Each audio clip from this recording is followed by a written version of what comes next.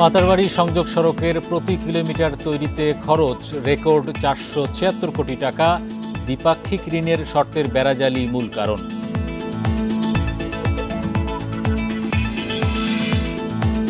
ঋণের কিস্তি ছাড়ের বিষয়ে আইএমএফের সাথে সন্ধ্যায় বৈঠক।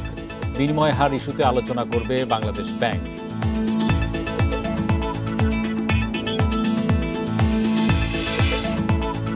মার্চে $৬ বিলিয়ন ছাড়িয়েছে আমদানির এলসি খোলা ও নিষ্পত্তি দুটোই। উচ্চ রেমিটেন্স ও রপ্তানি আয় বৃদ্ধির প্রভাব। আমন্ত্রণ অর্থনীতি সারাদিনে আপনাদের সাথে আছি আমি হরি সাহা। শুনছিলেন শিরোনাম, এবার জানাবো বিস্তারিত। মাতারবাড়ি বন্দরের জন্য ২৭ কিলোমিটার সংযোগ সড়কে খরচ হচ্ছে প্রায় ১৩,০০০ কোটি টাকা। গত সরকারের আমলে জাইকার অর্থায়নে নেয়া এ প্রকল্পের প্রতি কিলোমিটারে খরচ হচ্ছে রেকর্ড ৪৭৬ কোটি টাকা। যোগাযোগ বিশেষজ্ঞরা বলছেন, জি2জি চুক্তিতে দ্বিপাক্ষিক ঋণের শর্তের বেড়াজালি মূল কারণ। ঠিকাদার পরামর্শক নিয়োগে প্রতিযোগিতার অভাবে বেড়েছে খরচ। মহেশখালীর মাতারবাড়িতে নির্মাণাধীন দেশের প্রথম গভীর সমুদ্র বন্দরকে কক্সবাজারের সঙ্গে যুক্ত করতে ২৭.২ কিলোমিটার সড়ক তৈরি করা হচ্ছে, যার ২৬ কিলোমিটারই হবে ২ লেনের। তবে কিলোমিটার প্রতি ব্যয়ের পরিমাণ পৌনে ৫০০ কোটি টাকার বেশি। দেশের প্রত্যন্ত অঞ্চলে জমি অধিগ্রহণে বড় অঙ্কের খরচ না হলেও সড়কটির নির্মাণ ব্যয় ঢাকা ভাঙা ৪ লেনের এক্সপ্রেসওয়ের চেয়ে ২.৫ গুণ, দেশের অন্যান্য মহাসড়কের তুলনায় প্রতি কিলোমিটারে ব্যয় ৪ থেকে ৫ গুণ। এটা তো এক্সপ্রেসওয়ে ক্যাটাগরিও হচ্ছে না। কোনো একটা অংশ ২৬ কিলোমিটারের মধ্যে ২ লেনেরই থাকছে। হয়তো পারে এখানে ক্রস ড্রেনেজ স্ট্রাকচারের ফ্রিকোয়েন্সি বেশি, সেই কারণেই কিন্তু এক্সরবিটেন্টলি এই পরিমাণ খরচটা আসা উচিত না। দুদফা সময়ের সঙ্গে প্রকল্পের ব্যয় বেড়ে হয়েছে ১২,৯৪২ কোটি টাকা, যার ৯,৩৯৭ কোটি টাকাই জাপানি সংস্থা জাইকার ঋণ। পর্যবেক্ষকরা বলছেন, জি2জি ঋণ সহজ শর্তের মোড়কে একরকম ফাঁদ। তাদের মতে, সরকারি ক্রয় নীতিমালা অনুযায়ী জাইকার প্রকল্পে পুনরায় নিলামের সুযোগ থাকে না। অংশ নেয় কেবল জাপানের ঠিকাদার পরামর্শক সিন্ডিকেট। যদি ১৫%-এর বেশি চলে আসে আমাদের পিপিআর গাইডলাইন অনুযায়ী, আমরা কিন্তু রিটেন্ডারে চলে যাই যৌক্তিকীকরণের জন্য। এই জাইকার প্রজেক্টে তাও করা যায় না। তো যার ফলে হয় কি, খরচগুলি টেন্ডার স্টেজেই কিন্তু রেটটা অনেক বেশি হয়ে যায়, যেহেতু রিটেন্ডার করা যাচ্ছে না এবং এটা কম্পিটিটিভ একটা বিডিং হচ্ছে না। পাশাপাশি এর ওভারহেডগুলি অনেক বেশি। সহজ শর্তে ঋণ নিতে গেলে তার সাথে কিছু কনসালটেন্টের বোঝাও আমাদের উপর চাপিয়ে দেওয়া হয়। আমরা যদি বলি নেব না, আমাদের নিজেদেরই আছে, তাহলে বড় প্রজেক্টটাই আর নিও না। ভবিষ্যতে যৌক্তিক খরচে বড় অবকাঠামো উন্নয়ন প্রকল্প বাস্তবায়নে দ্বিপাক্ষিক ঋণের পরিবর্তে এডিবি, বিশ্বব্যাংকের মতো বহুপাক্ষিক সংস্থার ঋণ এবং পাবলিক প্রাইভেট পার্টনারশিপকে উৎসাহিত করছেন বিশেষজ্ঞরা। Hari Saha, independent news, Dhaka. ঋণের পরবর্তী ২ কিস্তি ছাড়ের বিষয়ে পর্যালোচনা শেষ করলেও ফের আলোচনার প্রস্তাব দিয়েছে আন্তর্জাতিক মুদ্রা তহবিল আইএমএফ। ঋণের চতুর্থ ও পঞ্চম কিস্তি ছাড়ের বিষয়ে চূড়ান্ত সিদ্ধান্ত নেয়ার আগে এ বৈঠক হবে। বাংলাদেশ ব্যাংকের মুখপাত্র আরিফ হোসেন খান জানান, সোমবার সন্ধ্যায় অনলাইনে এ বৈঠকে অংশ নেয়ার কথা রয়েছে কেন্দ্রীয় ব্যাংকের governor doctor Ahsan H Mansur, অর্থ সচিব এবং এনবিআর চেয়ারম্যানের। অর্থ ছাড়ের ক্ষেত্রে বিনিময় হার আরও নমনীয় করার দাবিতে আইএমএফ অনড় অবস্থানে ছিল। এ বিষয়ে দুই পক্ষ সমঝোতায় পৌঁছাতে পারলে আগামী জুনে ঋণের পরবর্তী ২ কিস্তি একসঙ্গে পেতে পারে বাংলাদেশ। এর আগে আইএমএফ ঋণের কিস্তি ছাড়ের আগে পর্যালোচনা সফর শেষ করেছে সংস্থাটির প্রতিনিধি দল। এ বিষয়ে বিস্তারিত জানাতে আমাদের সঙ্গে বার্তা কক্ষ থেকে যুক্ত হচ্ছেন সহকর্মী শফিউল আলম সুজন। সুজন, আপনি নিয়মিত বাংলাদেশ ব্যাংক এবং ব্যাংক খাত ফলো করছেন, আপনি কতটুকু জানতে পেরেছেন? আইএমএফের যে শর্তগুলো রয়েছে, বৈদেশিক মুদ্রার বিনিময় হার একদম বাজার ভিত্তিক করা, রাজস্ব আয়ে গতি আনা সহ বেশ কিছু শর্ত রয়েছে, তো সেই সব জায়গায় বাংলাদেশ কতটুকু উন্নতি করেছে এবং এই ঋণের ২ কিস্তির অর্থ ছাড়ের আগে আর কোন কোন জায়গায় সমঝোতার জায়গা রয়েছে এবং সে বিষয়ে আপনার কাছে কি তথ্য রয়েছে?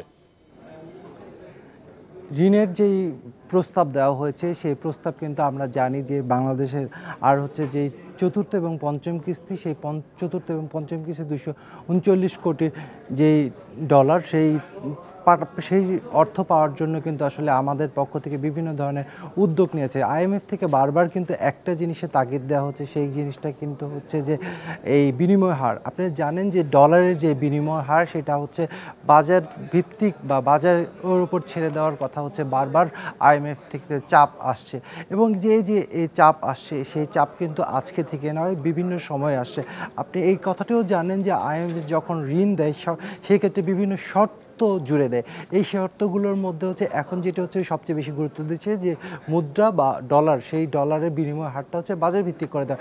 যদিও হচ্ছে বাংলাদেশ ব্যাংক এবং বাংলাদেশ ব্যাংকের পক্ষ থেকে হচ্ছে আমাদের সাথে আসলে গভর্নরের কথা হয়েছে, সেই ক্ষেত্রে বাংলাদেশ ব্যাংকের গভর্নর কিন্তু বলেছে যে ডলারের যে রেটটা আছে সেটা কিন্তু পুরোপুরি বাজারমুখী আসলে ছাড়া এই মুহূর্তে সম্ভব নয়। আপনি জানেন যে বাংলাদেশের রাজনৈতিক এবং সামাজিক প্রেক্ষাপটে ডলারের যে যারা আছে সেই ক্ষেত্রে কিন্তু অনেক ক্ষেত্রে বিভিন্ন এজেন্সি বলেন বা হচ্ছে যারা হচ্ছে ডলারে ব্যবসা করে তারা ওই ক্ষেত্রে অনেক সময় হচ্ছে রিজার্ভে রেখে দেয় ডলার। সেই ক্ষেত্রে যদি পুরোপুরি বাজারমুখী করা হয় ডলারের দামটা, সেক্ষেত্রে ডলার কিন্তু হঠাৎ করে উচ্চমুখী বা দাম বেড়ে যেতে পারে। সেই দাম যদি বেড়ে যায় তখন কিন্তু আসলে সেই নিয়ন্ত্রণ করাটা কিন্তু খুব কঠিন চ্যালেঞ্জের মুখে পড়তে হবে বাংলাদেশকে। সেই ক্ষেত্রে কিন্তু বাংলাদেশ ব্যাংক এখন বলছে যে তারা বাজার ভিত্তিক করেছে বা বাজারের মুখে ছেড়ে দেবে, কিন্তু পুরোপুরি ছাড়বে না। সেই ক্ষেত্রে বাংলাদেশ ব্যাংকের সেই নিয়ন্ত্রণটা কিন্তু থাকবে। আরেকটি কথা হচ্ছে যে বাংলাদেশ ব্যাংকে যেই ঋণ পাওয়ার কথা বলা হয়েছে, সেখানে কিন্তু আরেকটি বিশেষ কথা যদি আমি বলতে যাই, এই পর্যন্ত যে 470 কোটি ডলারের কথা বলছে তার মধ্যে 239 কোটি ডলার পাওয়া গেছে। আপনি জানেন যে বাংলাদেশে এখন প্রতিটা মাসেই কিন্তু রিজার্ভ যেটা বলে মানে রেমিটেন্স আসছে, সেই রেমিটেন্সের প্রভাব কিন্তু বেড়েছে। সেই ক্ষেত্রে কিন্তু বাংলাদেশ কিন্তু অতগুলো শর্ত মেনে নতুন করে আসলে ঋণ নেওয়ার ক্ষেত্রে অনেকটা আগ্রহ হারিয়ে ফেলেছেন। আসলে এই সার্বজনীন পরিস্থিতি বিবেচনা করে এখন একটা ধোঁয়াশার মধ্যে হচ্ছে আলোচনা চলছে, এবং এই আলোচনাটা হচ্ছে পরবর্তীতে জানা যাবে যে কি শর্ত আসলে বাংলাদেশ মানবে, এবং সেই ক্ষেত্রে বাংলাদেশ শেষ পর্যন্ত ঋণ জুন মাসে পাবে কি পাবে না। ধন্যবাদ শফিউল আলম সুজন আমাদের সঙ্গে যুক্ত হওয়ার জন্য। মার্চে আমদানি ঋণপত্র বা এলসি খোলা এবং নিষ্পত্তি উভয়ই $6 বিলিয়ন ছাড়িয়েছে, যা আগের বছরের একই মাসের চেয়ে বেশি। উচ্চ রেমিটেন্স এবং রপ্তানি থেকে ডলার প্রবাহ বৃদ্ধি মূল কারণ বলছেন বিশেষজ্ঞরা। কেন্দ্রীয় ব্যাংকের তথ্যমতে মার্চে $6.46 বিলিয়ন এলসি খোলা হয়েছে, যা আগের বছরের একই সময়ের চেয়ে প্রায় 6.6% বেশি। এ সময় এলসি নিষ্পত্তি হয়েছে $6.35 বিলিয়ন। কেন্দ্রীয় ব্যাংকের কর্মকর্তারা জানান, চলতি অর্থ বছরে রেমিটেন্স প্রবাহ এবং রপ্তানি উল্লেখযোগ্যভাবে বেড়ে যাওয়ায় ব্যাংকগুলোর কাছে আরও বেশি পরিমাণে ডলার মজুদ রয়েছে। ফলে আমদানির এলসি খোলা ও নিষ্পত্তির পরিমাণ দুই বেড়েছে।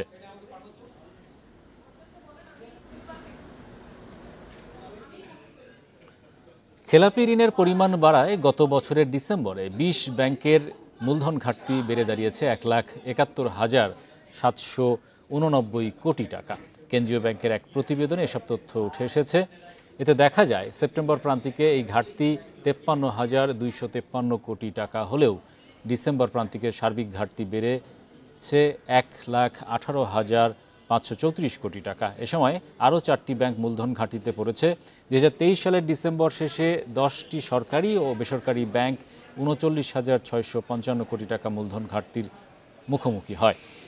বাংলাদেশ ব্যাংকের প্রতিবেদনে বলা হয়, 2024 সালের ডিসেম্বর শেষে ব্যাংক খাতের সম্মিলিত মূলধন ও ঝুঁকিপূর্ণ সম্পদের অনুপাত বা CRAR কমে দাঁড়িয়েছে 3.08%, যা সেপ্টেম্বর শেষে ছিল 6.686%।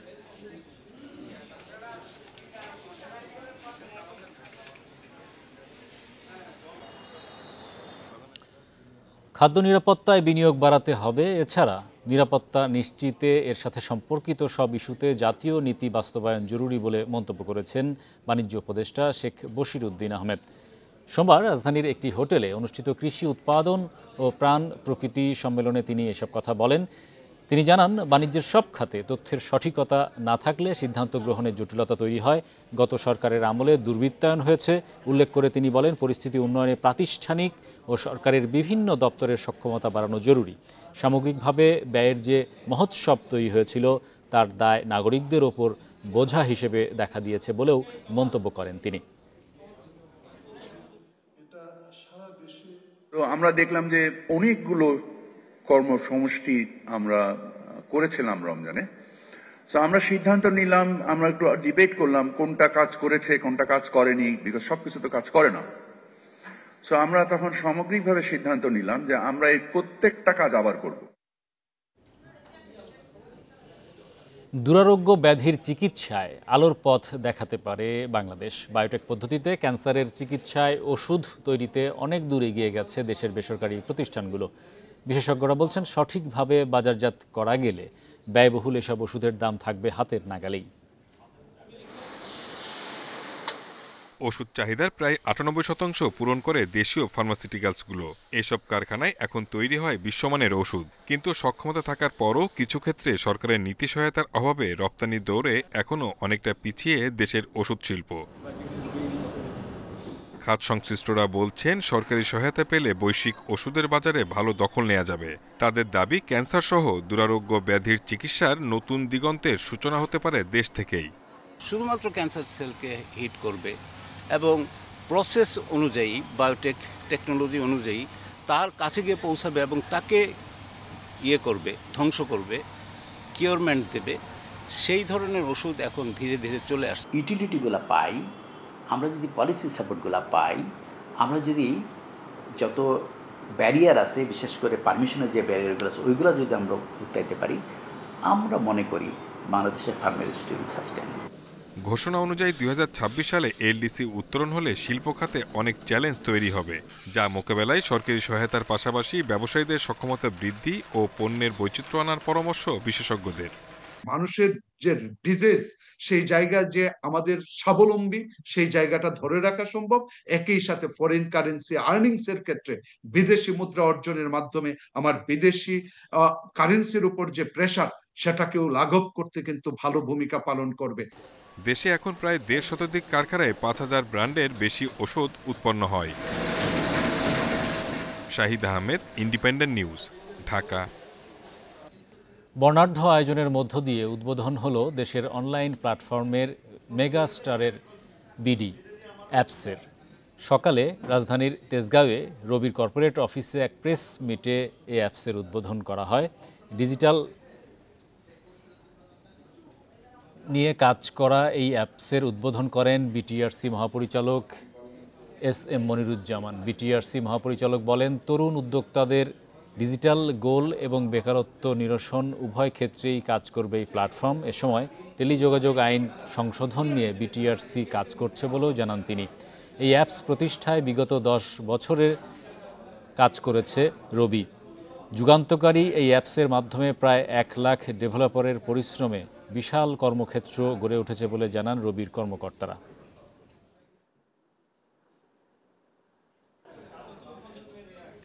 রাজস্ব নীতি ও ব্যবস্থাপনার খসড়া অধ্যাদেশটি দ্রুত বাতিলের দাবি জানিয়েছে BCS taxes association.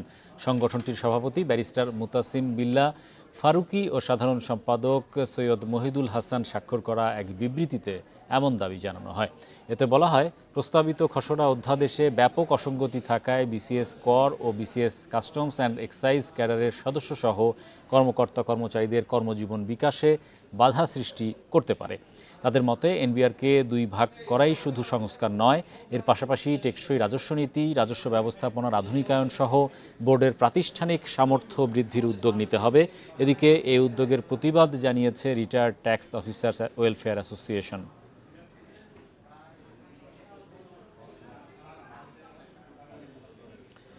BIDA, BEPZA, BEZA সহ বিনিয়োগ নিয়ে কাজ করা সরকারি ৬ প্রতিষ্ঠানকে একীভূত করার উদ্যোগে আপত্তি জানিয়েছে একাধিক বিদেশি বিনিয়োগকারী ও কয়েকটি সংস্থা।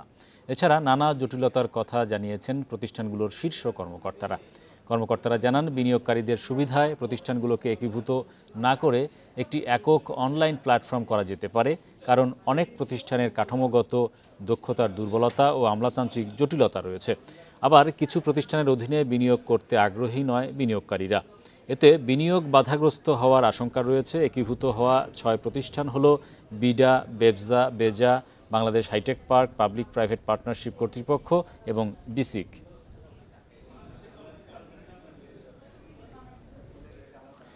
সাতক্ষীরায় আনুষ্ঠানিকভাবে গাছ থেকে আম পাড়া শুরু হয়েছে। আজ গোপালভোগ, গোবিন্দভোগ সহ স্থানীয় গুটি জাতের আম পাড়া হচ্ছে বাগান থেকে। দেশের অন্য স্থানের তুলনায় আগেই বাজারজাত করা হয় সাতক্ষীরার আম। দেশে বিদেশে ব্যাপক চাহিদা থাকায় সাতক্ষীরায় দিন দিন বাড়ছে আম চাষ। এদিকে সপ্তাহখানেক পরে ৭০ টন আম বিদেশের বাজারে যাবে বলে জানান কৃষি কর্মকর্তারা। এবার জেলায় ৫,০০০-এরও বেশি বাগানে ৪,১০০ হেক্টর জমিতে আম চাষ হয়েছে। হিমসাগর, ল্যাংড়া ও আম্রপলি আম পাড়ার তারিখ নির্ধারণ করা হয়েছে ২০ মে, ২৭ মে ও ৫ জুন। এই ছিল আজকের অর্থনীতি সারাদিনে। ইন্ডিপেন্ডেন্ট টেলিভিশনের সব খবর জানতে চোখ রাখুন ফেসবুক, ইউটিউব এবং এক্সে। আমন্ত্রণ আমাদের পরের আয়োজনে।